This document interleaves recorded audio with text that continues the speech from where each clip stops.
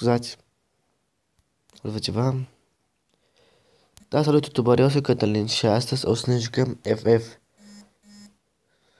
FF. Să începem. Ce trebuie să fac? Îmi dau seama.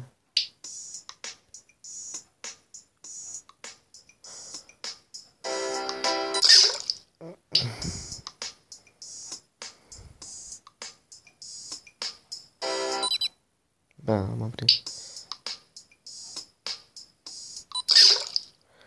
Hai încercăm.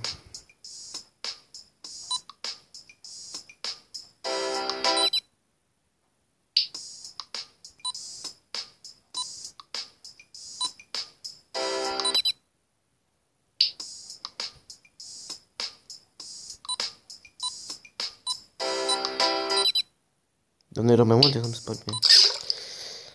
Da.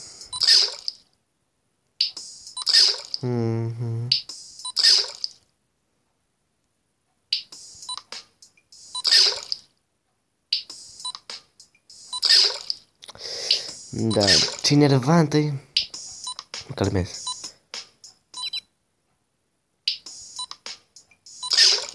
Și care zice... Du-te în pizda, mătii. Ce mă enervezi.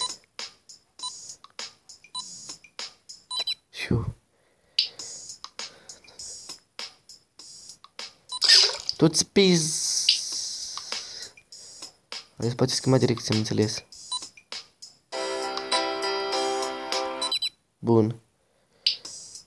Vai, elimine. Vai, tu-ți pizda, mătii. Reclamele, eu urăsc.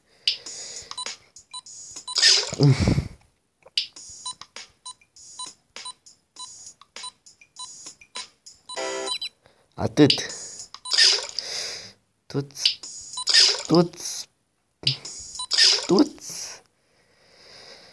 Mai jucăm încă de 2 și gata. Aia. Vai de capul meu. Dar nu e așa greu. Asta vreau să-l mai termin și gata.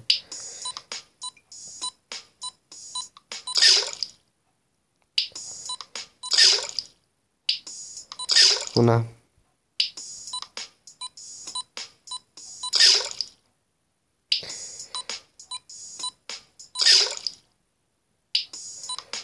F.